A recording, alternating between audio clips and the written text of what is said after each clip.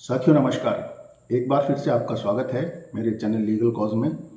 साथियों, आज का जो टॉपिक है वो काफ़ी रिलेवेंट और इम्पोर्टेंट है, इसलिए मेरी रिक्वेस्ट है कि इस वीडियो को आप पूरा अंत तक देखें, क्योंकि पिछले कुछ महीनों से देश के अलग अलग राज्यों में जिस तरीके से दंगे हुए, वो चाहे गुजरात में हो, चाहे मध्य प्रदेश के खरगोन में हो, चाहे दिल्ली के जहांगीरपुरी में हो, और रिसेंटली यूपी के प्रयागराज में जिस तरीके से दंगे हुए, और उन दंगों को काबू करने के लिए जो कार्रवाई की गई अलग अलग राज्यों के द्वारा, उसमें यूपी गवर्नमेंट ने बुलडोजर चलाने की कार्रवाई की और इस कार्रवाई के खिलाफ, इस कार्रवाई को काफ़ी कठोर और हार्श मानते हुए अलग अलग राज्यों में, अलग अलग हाई कोर्ट्स में जो भी पीड़ित लोग थे उनमें, और उसके अलावा कुछ ऐसे लोग जो पब्लिक इंटरेस्ट से जुड़े हुए थे, उन लोगों ने पब्लिक इंटरेस्ट में सुप्रीम कोर्ट में और हाई कोर्ट में याचिकाएं दायर की, और याचिकाएं दायर करके माननीय न्यायालयों से ये निवेदन किया कि जो कार्रवाई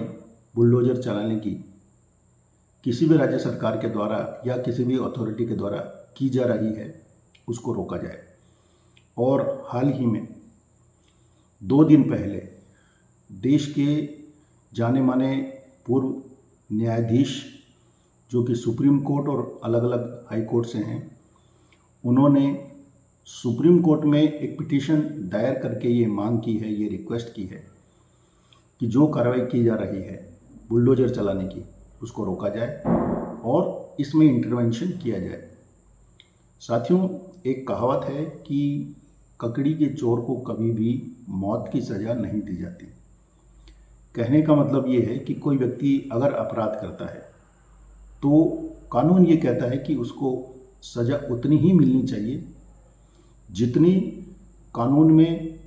उसका प्रावधान किया गया है, कानून में उसके बारे में बताया गया है, और वो सज़ा due process of law adopt करके ही आप दे सकते हैं। आर्बिट्रेरी एक्शन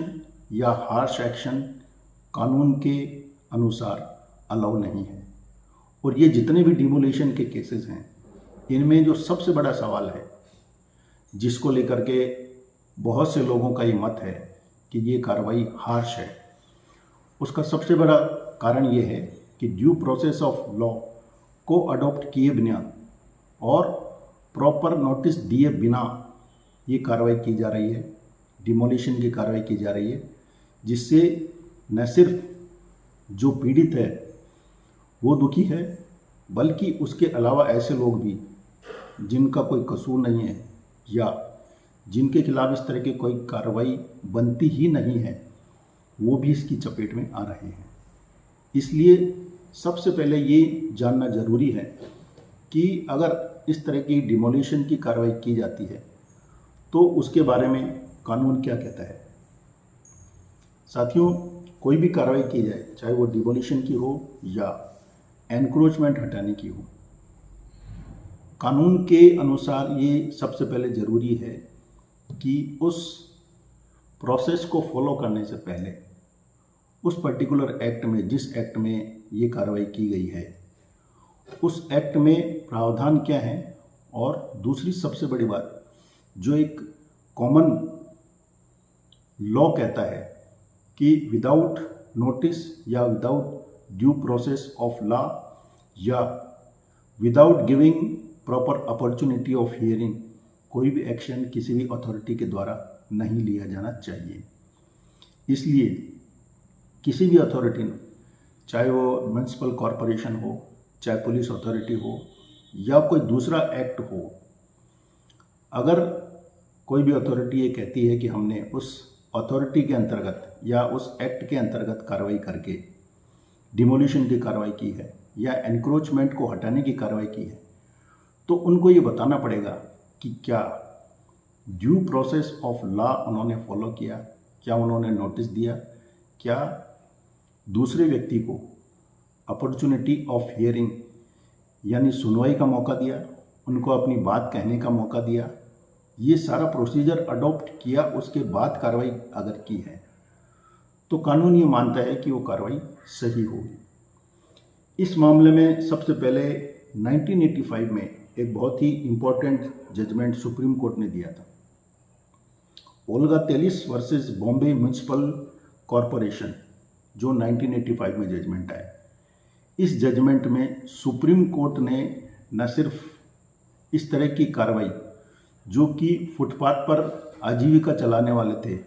जो कार्रवाई उनके खिलाफ की गई थी और उनको हटाया गया था,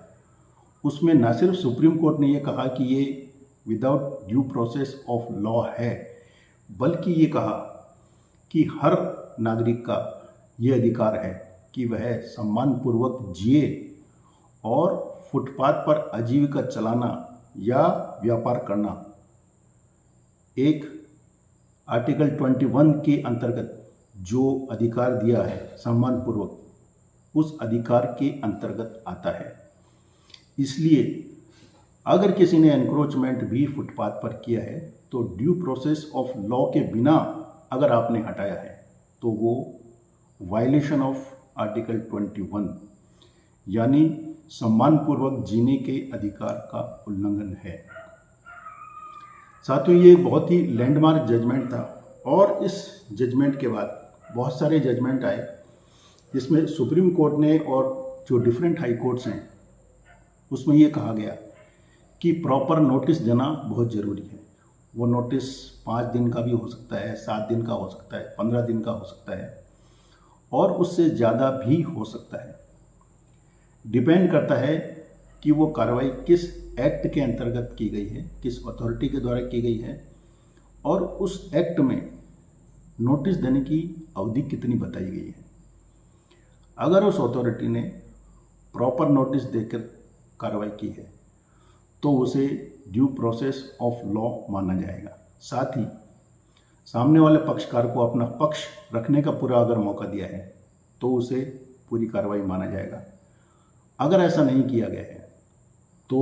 सुप्रीम कोर्ट और हाई कोर्ट के ऐसे बहुत सारे जजमेंट्स हैं जिसमें यह कहा गया है कि इस तरह की कार्रवाई वायलेटिव ऑफ आर्टिकल 21 होने के साथ साथ जो एक्शन लिया गया है वो इलीगल है और इस तरह की कार्रवाई में सुप्रीम कोर्ट उस आदेश को निरस्त करता है और डिमोलिशन या जो एनक्रोचमेंट हटाया गया है उसको इलीगल मानते हुए आदेश पारित करता है। तो ये जितने भी केसेस हैं उन सब की रोशनी में जितने भी डिमोलिशन की कार्रवाई की गई है उस कार्रवाई को अवैध मानते हुए बहुत से न्यायाधीशों ने और बहुत से लोगों ने ये माना है कि जो कार्रवाई आज की तारीख में की जा रही है डिमोलिशन की वो इलीगल है, वायलेटिव ऑफ आर्टिकल 21 है। इसलिए सुप्रीम कोर्ट इसमें इंटरवेंशन करे और हाल ही में सुप्रीम कोर्ट ने जो पिटीशन फाइल की गई है जमायते उलेमा हिंद की तरफ से, उसमें उत्तर प्रदेश गवर्नमेंट को नोटिस जारी किए हैं और नोटिस जारी करने के साथ साथ ये कहा है कि कोई भी action without due process of law वो नहीं ले सकती। साथियों, इन सारी बातों को ध्यान में रखते हुए ये जानना हर व्यक्ति के लिए ज़रूरी है कि अगर कोई भी ऑफेंस भी अगर किसी के द्वारा किया गया है तो भी कानून में एक प्रक्रिया है, एक प्रोसीजर है, उस प्रोसीजर के तहत ही कोई भी अथॉरिटी कार्रवाई कर सकती है। आज की ये जानकारी आपको कैसी लगी अपने विचार व्यक्त करें और इस चैनल को सब्सक्राइब करें और इस चैनल से जुड़े रहें